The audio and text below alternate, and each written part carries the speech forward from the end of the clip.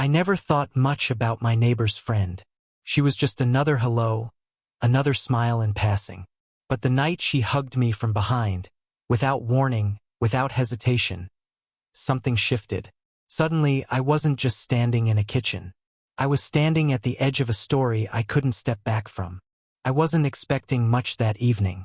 It was one of those slow, ordinary nights at the apartment complex. The kind where the air is warm, the lights in the windows glow like quiet lanterns, and you tell yourself nothing remarkable is going to happen. My neighbor had invited a few people over, and I almost didn't go. I figured it would just be the usual small talk, the kind you forget the moment you close your door. But that's the funny thing about life. The moments you least expect are the ones that stay with you. When I walked in, my neighbor was introducing someone, her friend, a woman I hadn't seen before. She was different, not in some dramatic, obvious way, but in the way her presence seemed to settle into the room before she even spoke. Early 40s, with this kind of graceful confidence that didn't need attention to be noticed. She smiled when our eyes met, a smile that carried both warmth and curiosity, like she was quietly measuring me and finding something interesting. She extended her hand. "I've heard a little about you." Her tone was teasing, but not unkind. I shook her hand, and I remember being aware of the little details. The faint press of her rings against my skin, the steadiness in her grip, the way her perfume lingered, subtle, not overpowering, but enough to make me notice. The rest of the group slipped into easy chatter, but my attention kept drifting back to her. She laughed easily, not in the high-pitched way people sometimes do to fill silence, but in a way that seemed to come from somewhere deeper. It was the kind of laugh you wanted to hear again, if only to feel that flicker of light it left behind. We didn't talk much that first night, not really. A few polite exchanges, a few questions about work, about school, about the building itself. But every time she glanced at me, I felt like there was a second conversation happening. One unspoken, hanging quietly between us. I tried to tell myself she was just being friendly. After all, she was my neighbor's guest, nothing more. But walking back to my apartment later, the image of her stayed with me. The way she carried herself, the little tilt of her head when she listened, the softness in her eyes that didn't match the confidence in her voice. It was strange. I'd met dozens of people at gatherings like this before, and most faces blurred into each other by the next day. But hers didn't. As I closed my door behind me, I caught myself smiling at the thought. I thought she'd just be another hello, another smile in passing. I didn't realize she'd stay in my head all night. A few days passed before I saw her again. I'd almost convinced myself that night was just a moment. One of those fleeting impressions you carry for a day or two before it fades. But when I stepped outside one late afternoon, there she was, sitting on the front steps of my neighbor's porch like she'd belonged there all along. The sun was low, spilling that kind of golden light that makes everything softer, and for a second I hesitated. She looked so at ease, one leg crossed over the other, a book balanced on her knee, her hair catching the last of the sunlight. She glanced up, and the second her eyes found mine, she smiled as if we'd been waiting for this. "You again," she said, playful, familiar, as though we were already past introductions. I walked over, trying not to feel the quick rush in my chest. "You make it sound like I'm haunting the building." She closed the book, tilting her head. "Maybe you are. You've got that serious face, like you're carrying something heavy for someone your age." I laughed, caught off guard. "Someone my age?" She raised an eyebrow, amused. "Don't look so wounded. It's not an insult. Just interesting. You don't fidget. You notice things. Most men your age are too busy proving themselves to pay attention." Her words stuck with me, though I tried to brush them off with a smile. Still, I felt seen in a way I hadn't expected. We ended up talking for a while, about little things at first. Work, neighbors, the usual small talk. But with her, even the simple things carried weight. When she asked a question, she really listened. When she laughed, it was never at me, always with me. The street grew quieter as the sun slipped lower.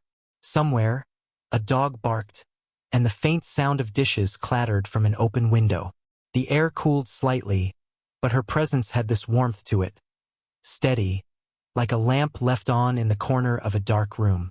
I noticed the way her hand lingered on the edge of her book, the way she brushed a strand of hair behind her ear when she leaned closer. Small gestures, ordinary on their own, but together they created a rhythm, a familiarity that shouldn't have been there so soon. When she finally stood to leave, she rested her hand briefly on my arm. A simple touch, casual, almost nothing. Yet it sent a quiet ripple through me, the kind you don't forget once you've felt it. Walking back inside, I realized I didn't see her as just my neighbor's friend anymore. She was becoming part of the rhythm of my days, slipping in quietly, without asking permission. And for reasons I couldn't explain, I didn't want to stop her. It happened on a night that didn't seem like it was going to matter. My neighbor had invited a few of us over again, nothing fancy. Just an evening of mismatched chairs, background music playing too quietly from a speaker, and the smell of something homemade drifting from the kitchen. I wasn't paying much attention to the crowd. Most of them were talking over each other, sharing old stories, laughing too loud at inside jokes I wasn't part of. I drifted toward the counter, looking for something to keep my hands busy. A bottle, a glass, anything. That's when it happened. Without a sound, I felt two arms slide around me from behind, firm enough that I knew it wasn't a mistake, gentle enough that it didn't feel like a joke. Her cheek brushed against the back of my shoulder as she leaned in close.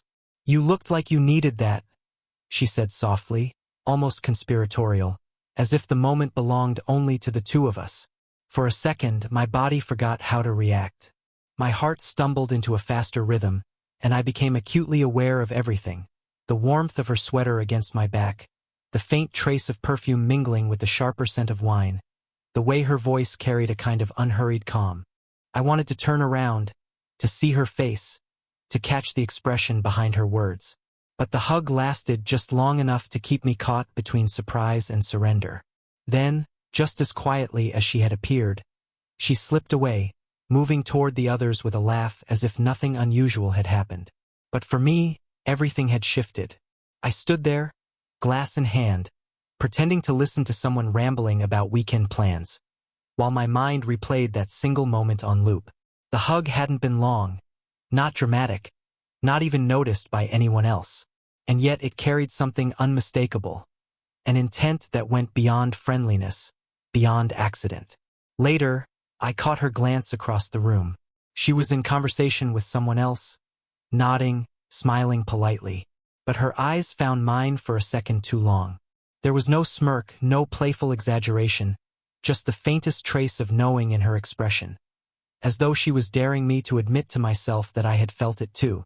I tried to steady my breathing, to convince myself it was just her personality, just her way of being warm. But the truth pressed against me harder than the hug itself had. She hadn't hugged anyone else that night, just me. And deep down, I knew it wasn't just a hug. It was the first step into something unspoken, something dangerous to ignore, something I wasn't ready for, but couldn't stop wanting. After that night, nothing felt the same. On the surface, everything carried on as usual. She was still just my neighbor's friend, the woman who showed up sometimes for dinner or coffee, the one who always had a clever remark ready.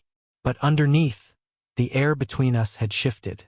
It was like standing near a radio tune just slightly off frequency. The static was faint, but you couldn't ignore it once you noticed. The first time we crossed paths again, I caught myself bracing for something, half expecting another hug, a look, a touch. Instead, she only smiled, a calm, measured smile, as though the hug had never happened. But the way her eyes lingered on me a fraction longer than necessary told a different story. I tried to play it cool, but I was restless. Every laugh of hers pulled at me. Every brush of her hand across the table when we sat near each other sent a pulse through my chest. At one dinner, as we passed dishes around, her fingers grazed mine. Quick, casual, nothing that anyone else would have noticed. But I felt it. The light contact carried the same weight as a sentence left unfinished, daring me to wonder what the rest of it might have said. One evening, we ended up staying behind to help my neighbor clean up. She was drying dishes while I stacked them into the cupboard. The conversation was simple, too simple, maybe, but there were these silences, these moments when her voice trailed off and neither of us rushed to fill the gap. At one point, she held out a glass for me to take. Our hands touched longer than they should have. Neither of us moved right away. She finally pulled back with a faint smile that didn't reach her eyes, as if she'd remembered herself just in time. That smile haunted me. Walking home later, I kept asking myself the same questions. Was I imagining this? Was I inventing meaning where there was none? Or was she letting the cracks show, just enough for me to see? The confusion should have been frustrating, but instead it drew me closer. Every small interaction felt like a message written in invisible ink, and I found myself searching for it, even when I told myself I shouldn't. The hug had been a moment, but what lingered after, the silences, the glances, the brushes of her hand, those were the pieces that refused to fade. I knew I was in dangerous territory, but I also knew I didn't want to find my way out. It wasn't planned. None of the nights that mattered ever are. We found ourselves lingering after a small gathering at the apartment, sitting together on the worn sofa in the living room. The other guests had filtered out, leaving the room hushed except for the faint hum of traffic outside. She was curled slightly to one side, her fingers absent-mindedly tracing the rim of her glass, and for the first time, I noticed a quiet tension behind her usual poise. "I don't usually," she started, then stopped as if unsure how to continue. I stayed quiet. Something about the pause invited her to fill it, but without pressure. "I don't usually let people see me like this," she said finally, voice low, almost vulnerable. "People expect you to have it all together when you reach this age, but the truth is, sometimes you don't. Sometimes you just want someone to notice that you're still alive." I felt a shift in the room. It wasn't loud or dramatic, but it carried the weight of honesty, the kind that makes the air between you heavier and more fragile. "You mean?" I began carefully, not wanting to say the wrong thing. "I mean," she said, looking down at her hands, "that I've spent so long holding myself together, playing the part, smiling when I should have been screaming, that it's strange to meet someone who makes me forget all that, if only for a moment." Her words struck me harder than I expected. It was easy to see her as confident, unshakable, maybe even untouchable. But here she was, letting me in, showing the cracks beneath the surface, and I realized how rare this was, how rare it was for anyone to allow themselves to be this open. I reached out instinctively, letting my hand hover near hers. She didn't pull back, not entirely. Instead, our fingers brushed against each other, light, almost accidental, yet laden with something unspoken. There was a long silence after that, a silence filled with small, unspoken confessions. Longing, hesitation, and the recognition that what had begun between us was no longer just playful glances or fleeting touches. I could see her trying to compose herself, to smile, to redirect the conversation, but I also sensed the relief in her posture. A quiet surrender that said she wanted to be seen, truly seen, even if just for a brief moment. And I realized then that my feelings had changed too. I wasn't just drawn to her charm or her presence anymore. I wanted to be the person who noticed her when she allowed herself to be fragile, the one who could carry that quiet trust without breaking it. We didn't speak much after that, but we didn't need to. The closeness had shifted, deepened, and it lingered in the small touches. Her hand on the armrest brushing mine, my shoulder brushing hers as we passed by in the kitchen. Every gesture, no matter how small, was charged with the recognition of what had been shared. By the time I left that night, I knew something fundamental had changed between us. We were no longer just neighbor and friend. There was now a quiet intimacy, a fragile, tentative bond that had the potential to grow, if we let it. And I wanted to. The night had a softness to it that made everything feel suspended. We'd stayed behind after another small gathering at my neighbor's apartment, the hum of conversation having faded into the city's distant night sounds. Outside, the cool air brushed against my skin, and I could see the faint glimmer of streetlights reflecting off the windows. It should have been ordinary, unremarkable, but somehow, with her there, it never was.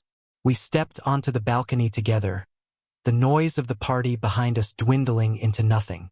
She leaned lightly against the railing, her arms folded, and I found myself closer than I intended. I wanted to step back, to respect the boundary I'd been careful to maintain, but the space between us felt charged, alive. "You always stand so stiff," she said softly, teasing, but there was a vulnerability in her tone I hadn't heard before. "I'm aware," I muttered, attempting a laugh, but my voice caught somewhere between nervousness and anticipation.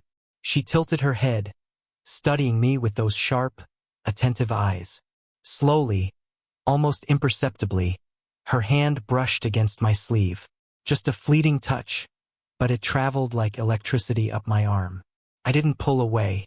Instead, I let my hand hover near hers, fingers lightly grazing hers as if testing the possibility. She didn't move. She didn't flinch. She didn't smile. Not yet. But there was something in the stillness, something deliberate in the quiet patience she allowed. "I'm not sure," I said, more to myself than to her.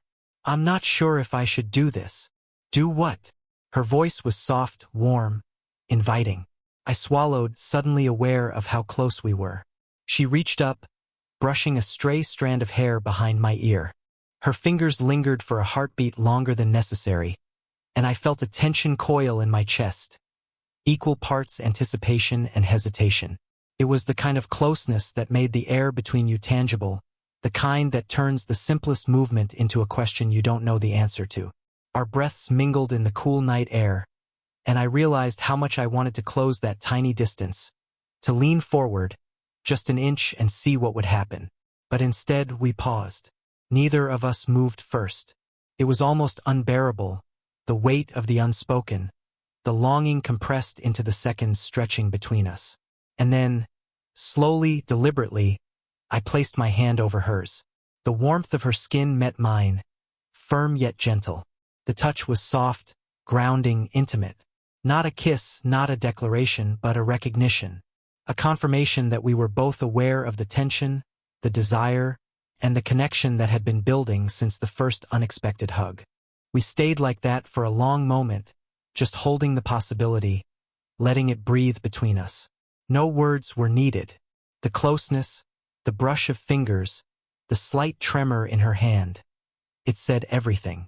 That night, we crossed a line we hadn't named, in a way that was tender, deliberate, and full of potential.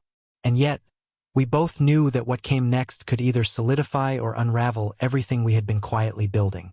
The days after that night were quiet, but charged in a way I couldn't ignore.